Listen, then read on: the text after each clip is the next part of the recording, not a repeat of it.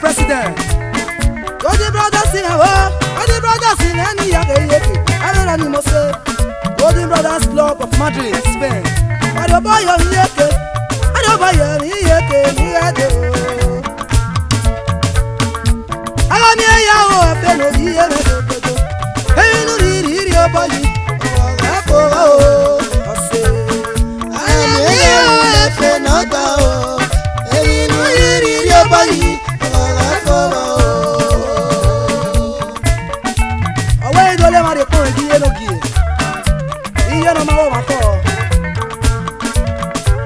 Mrs. Christie, and I'm born and you must say, Yanni must say, any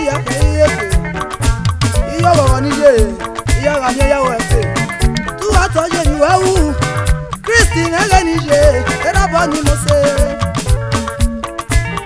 I put up your cavalry. Yagami Yahoo, Nigo,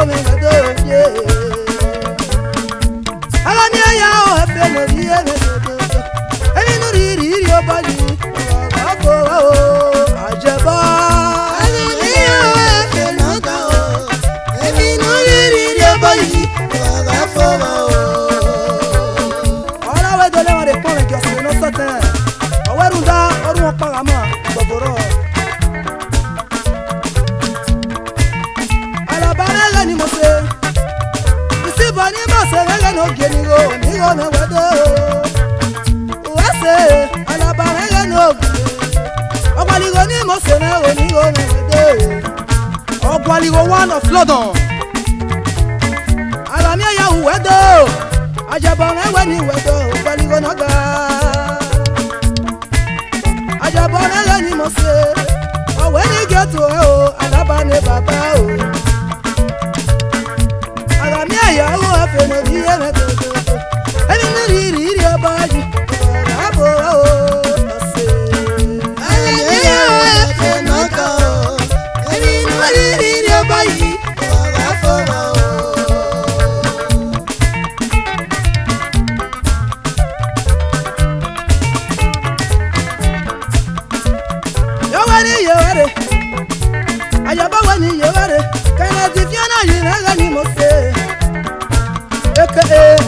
One of sugar.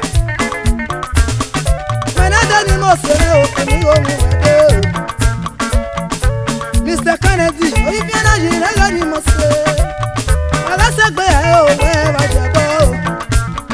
wherever one of sugar, I don't buy your milk. Only one of them we are to go. When I day, I go, I have already went to Cassini. Mrs. Dr. Gold, Adeyan of Germany. Iye no gere o, iye ni mesele na. Ara mi ya o efe, owe ni wado oje. Tokasi na re ni je o, Miss God je. Adeyan ni ye, oni go re wado. Tokasi God ni re ni je ni mesele o. Any base is a summer. Last Metro, Success Ladies Club of Germany. Success Ladies Club in Elani Mose. Ayobaya ni yeke ni yeke. Alami ya huwado. Ajaba huwado Success Ladies. Success Ladies Club of Wagbe. Ota wo bonu waye ni.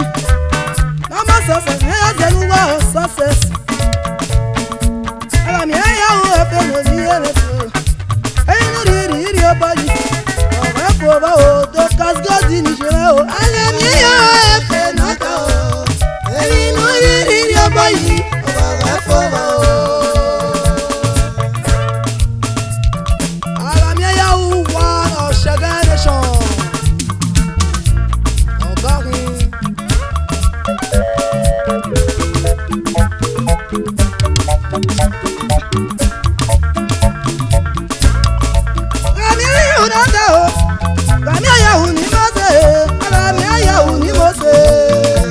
Ajabanoga. Wase onigore wado ajaba. Nigore wado.